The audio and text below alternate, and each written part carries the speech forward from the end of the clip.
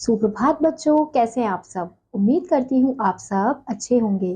तो बच्चों, आज की कक्षा में हम पढ़ने वाले हैं अध्याय नंबर 12, जिसका शीर्षक है रमणीक स्थल अंडमान निकोबार द्वीप समूह। तो बच्चों, सबसे पहले हम पढ़ेंगे पाठ का सार। अंडमान निकोबार द्वीप समूह अत्यंत खूबसूरत रमणीक स्थल है। यह केंद्र शासित प्रदेश है। यहाँ पर अनेक ऐतिहासिक स्थल भी हैं। तो यहाँ पे बच्चों, इस अध्याय में हमें किसके बारे में बताया जा रहा है? अंडमान निकोबार द्वीप समूह के बारे में बताया जा रहा है कि वो बहुत ज्यादा खूबसूरत है और यह केंद्र शासित प्रदेश है। यहाँ पर अनेक ऐतिहासिक स्थल भी मौजूद हैं। तो चलिए अध्याय को शुरू करते हैं। प्राकृतिक दृश्यों से भरपूर अंडमान निकोबार द्वीप समूह भारत का संघ शासित प्रदेश है। यह एक सांस्कृतिक एवं जनजातीय विविधताओं से परिपूर्ण क्षेत्र है। 16वीं शताब्दी में यूरोपीय शक्तियों के भारत में आगमन से पूर्व तक इस स्थान का कोई ऐतिहासिक महत्व नहीं था। सर्वप्रथम यहाँ पुर्तगाली आए। इसी बीच अंग्रेजों ने भारत पर अपना आधिपत्य जमा लिया। अंडमान के निकट अंग्रेजों और डचों में युद्ध हुआ। युद्ध में अंग्रेजों ने डचों को हराकर अंडमान द्वीपों पर अपना अधिकार कर लिया। सन 1789 ईस्वी में यहाँ पहली बस्ती बसाई गई।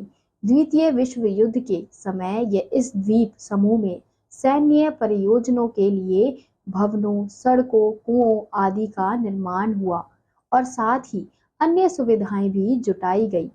तो यहाँ पे बच्चों बताया जा रहा है कि प्राकृतिक दृश्यों से भरपूर अंडमान निकोबार द्वीप समूह भारत का संघ शासित प्रदेश है और यह एक सांस्कृतिक एवं जनजातीय विविधताओं से परिपूर्ण क्षेत्र है। यहाँ पे अलग अलग तरह की संस्कृति, जनजातीय लोग यहाँ पर विद्यमान हैं और 16वीं शताब्दी में यूरोपीय शक्तियों के भारत में आगमन से पूर्व तक इस स्थान का कोई ऐतिहासिक महत्व नहीं था। सर्वप्रथम यहाँ पुर्तगाली आए थे और इसी बीच अंग्रेजों ने भारत पर अपना आधिपत्य यानी अपना शासन जमा लिया था। तो अंडमान के निकट अंग्रेजों और डचों में युद्ध होने लगा था। तो युद्ध में अंग्रेजों ने डचों को हराकर अंडमान द्वीपों पर अपना अधिकार जमा लिया था।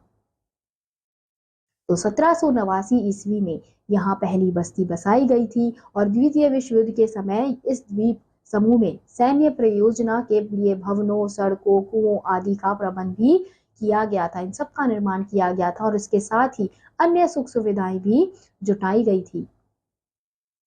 ब्रिटिश सरकार ने सन 1942 ईस्वी तक इस स्थान को आजीवन कारावास की सजा भुगतने वाले लोगों को रखने के लिए प्रयुक्त किया।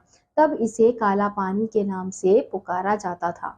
तो यहाँ पे बच्चों बताया जा रहा है कि ब्रिटिश सरकार ने क्या किया था, सन 1942 ईस्वी तक इस स्थान को क्या बना दिया था, आजीवन कारावास। यानी ऐसे लोग जिसे हमें जो ब्रिटिश सरकार जिसे सजा देना चाहती थी, दंड देना चाहती थी, तो उसे सजा भुगतने के लिए ये स्थान बना दिया गया था। तब इसे क्या कहा जाता था, काला पानी कहकर इसे इस जगह को बुलाया जाता था।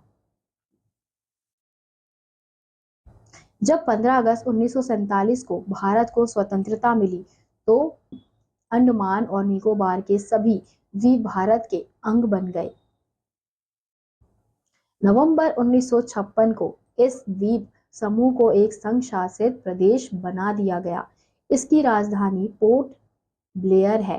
अंडमान निकोबार भारत के पूर्वी भाग में बंगाल की खाड़ी में स्थित है। यहाँ विभिन्न आकार के 348 द्वीप हैं, जिनका कुल क्षेत्रफल 8,136 वर्ग किलोमीटर है। ये द्वीप 6 डिग्री से 14 डिग्री उत्तरी अक्षांश तथा 94 डिग्री देशांतर रेखाओं के बीच स्थित है। अधिकतर द्वीप समूहों को संकरी खाड़ियां पृथक करती हैं। इस द्वीप समूह में विभिन्न द्वीपों के मूल जनजातीय लोग भारत और म्यांमार से भेजे गए विस्थापित लोग तथा अप्रवासी लोग निवास करते हैं। यहाँ हिंदी, बांग्ला, तमिल, तेलुगु, निकोबारी और मलयालम भाषाएं बोली जाती हैं। स्वतंत्रता के पश्चात जब इस द्वीप समूह के संसाधनों का दोहन होने लगा और यहाँ अनेक प्रशासनिक विभागों की स्थापना हुई तो भारत के विभिन्न क्षेत्रों से श्रमिक आकर यहाँ कार्य करने लगे। अंडमान में पूर्वी बंगाल के शरणार्थियों के पुनर्वास, कुछ क्षेत्रों में छोटा नागपुर और दक्षिण भारत के श्रमिकों के बसने तथा ग्रेट निकोबार द्वीप में सिख रेजिमेंट के भूतपूर्व सैनिकों के बस जाने से अंडमान और निकोबार का तेजी के साथ विकास हुआ। यहाँ अनेक लघु उद्योग एवं हस्तशिल्प औद्योगिक इकाइयां स्थापित की गई हैं। पोर्ट ब्लेयर सन 1971 में मात्र 16,000 की जनसंख्या वाला एक कस्बा था, परंतु अब विकास की गतिविधियों के परिणाम स्वरूप यहाँ माचिस, प्लाईवुड और नारियल की जटाओं पर आधारित उद्योग स्थापित हो चुके हैं। तो यहाँ पे बताया जा रहा है बच्चों कि यहाँ अनेक लघु उद्योग एवं हस्तशिल्प यानी कि जो हाथ से चीजें बनाई जाती है औद्योगिक इकाइयां यहाँ पे पहले स्थापित थी। फिर पोर्ट ब्लेयर सन 1971 में मात्र 16,000 जनसंख्या वाला एक कस्बा था, परंतु अब ये विकास बढ़ता गया, अब ये विकसित होता गया है। तो इसके परिणाम स्वरूप यहाँ माचिस, प्लाईवुड और नारियल की जटाओं पर आधारित उद्योग भी स्थापित होने लगे हैं। चटाई, टोकरी तथा स्थानीय कच्चे माल पर आधारित कुटीर उद्योग भी यहाँ चलाए जा रहे हैं। पूरे द्वीप समूह में पोर्ट ब्लेयर ही एक ऐसा नगर है जहाँ शहरी चहल पहल, बाजार, यातायात और प्रशासन तंत्र आदि देखने को मिलते हैं। तो यहाँ पे बताया जा रहा है कि चटाई, टोकरी तथा स्थानीय कच्चे माल पर भी आधारित कुटीर उद्योग यहाँ पे किए जाते हैं, चलाए जाते हैं। और पूरे द्वीप समूह में पोर्ट ब्लेयर नाम का जो नगर है वो जहाँ पर शहरी चहल पहल, बाजार, यातायात और प्रशासन तंत्र आदि देखने को मिलते हैं। यानी कि एक ऐसा ही ये शहर है, ये नगर है जहाँ पे बहुत ज्यादा चहल पहल है, यातायात है, बाजार है। अंडमान निकोबार द्वीप समूह एक समशीतोष्ण जलवायु वाला क्षेत्र है। यहाँ की फसलों में धान, नारियल, काजू, गन्ना, सुपारी, पाम, खजूर, रेड आयल एवं फल प्रमुख है। यहाँ सुअर और चीतल पाए जाते हैं। उत्तरी और मध्य अंडमान में हिरणों की संख्या काफी अधिक है। यह एक वनाच्छादित प्रदेश है। यहाँ लगभग 7,130 वर्ग किलोमीटर क्षेत्र पर वन फैले हुए हैं। इन वनों से पाडोक तथा गुरुजन वृक्षों की बहुमूल्य लकड़ी प्राप्त होती है। यहाँ के वनों में आज भी कई आदिवासी जनजातियां निवास करती हैं।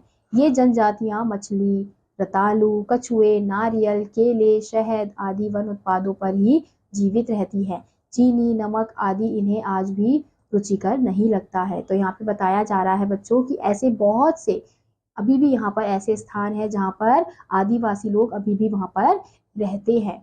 तो वो लोग जो है, वो जो जनजातियां हैं वो मछली, रतालू, कछुए, नारियल, केले, शहद इन सब उत्पादों के आधार पर ही वो जीवित रहते हैं। उन्हें चीनी, नमक ये जो चीजें होती है जो हम खाते हैं वो उन्हें अभी भी रुचिकर नहीं लगती, यानी कि वो अभी भी उन्हें अच्छी नहीं लगती है। क्योंकि पहले के समय में क्या होता था, सभी आदिवासी होते थे, सभी जंगलों में रहते थे, तो उस समय यही चीजें खाया करते थे, मछली, रतालू, कछुए, ये सब चीजों में लोग जिंदा रहते थे। फिर धीरे धीरे चीनी, नमक इन सब का स्वाद हमें अच्छा लगने लगा। लेकिन जो अभी भी आदिवासी लोग हैं उन्हें ये चीजें अच्छी नहीं लगती है, चीनी, नमक इन सब का स्वाद अच्छा नहीं लगता है। वो अपने खानों में चीनी, नमक ये सब चीजें नहीं डालते हैं।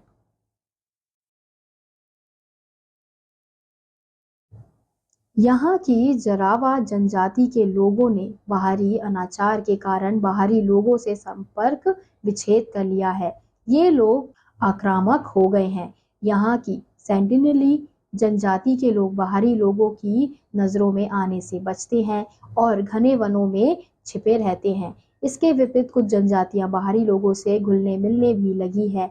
कुछ जनजाति के आदिवासी समुद्र तट के निकट रहते हैं। वे बाहरी लोगों के साथ घुल मिलकर आधुनिकता को भी अपना रहे हैं। इसी प्रकार शाम्पेन जनजाति के लोगों ने भी अब बाहरी खाद्य पदार्थों और लोहे की वस्तु आदि का उपयोग करना और घने वनों से खाड़ी तक आना जाना भी आरंभ कर दिया है। तो यानी कि यहाँ पे बताया जा रहा है कि कुछ कुछ जनजातियां ऐसी है जो अभी भी बाहर आने से डरती है, तो वो छिपकर ही जंगलों में रहती है, लेकिन कुछ कुछ जनजातियां ऐसी है जो अब धीरे धीरे बाहर आने लगी है, दूसरे लोगों से घुलने मिलने लगी है। नीले सागर से घिरे सुंदर प्राकृतिक दृश्यों से युक्त अंडमान निकोबार के हरे भरे द्वीप उसे एक सुरम्य पर्यटन स्थल बनाते हैं। यहाँ की पहाड़ियां, घाटियां, तराइयां और कच्छ वनस्पति के वन तथा लंबे गुर्जन के वन परिदृश्य को भव्यता और सुंदरता प्रदान करते हैं। यहाँ के समुद्र की छटा अनुपम है, उसकी विशालता, चारों ओर क्षितिज तक फैली व्यापकता, सूर्योदय और सूर्यास्त के समय उसकी भव्यता तथा तारों भरी रात में सुंदरता देखते ही बनती है। अंडमान निकोबार में cellular jail, anthropological and marine museum, Chatham sawmill, Corbyn's स्कोप बीच, चिंक द्वीप, रोम द्वीप, बहुंक चिदिया द्वीप, मधुवन, मारंट, हैरियट आदि प्रमुख पर्यटन स्थल हैं। अंडमान निकोबार द्वीप समूह वास्तव में सांस्कृतिक विविधताओं से परिपूर्ण एक रमणीक स्थल है। तो बच्चों, इस अध्याय में हमें अंडमान निकोबार द्वीप के बारे में बताया गया है कि आज भी वहां पर हमें कुछ कुछ पुरानी चीजें देखने को मिलती है। बहुत सारे लोग ऐसे हैं जो अभी भी पुराने जैसा जीवन व्यतीत करते हैं, जिन्हें आदिवासी कहा जाता है। तो इसी आधार पर हमें यहाँ पे ये बताया गया है, ये अध्याय दिया गया है कि वास्तव में ये जो अंडमान निकोबार द्वीप है वो सांस्कृतिक विविधताओं से परिपूर्ण एक रमणीक स्थल है। तो इसी के साथ आज का यह अध्याय यही समाप्त होता है। उम्मीद करती हूँ आपको यह अध्याय समझ आया होगा। मैं आपसे मिलूंगी अगली कक्षा में, तब तक के लिए आप सभी बच्चे खुश रहिए और पढ़ते रहिए। बाय।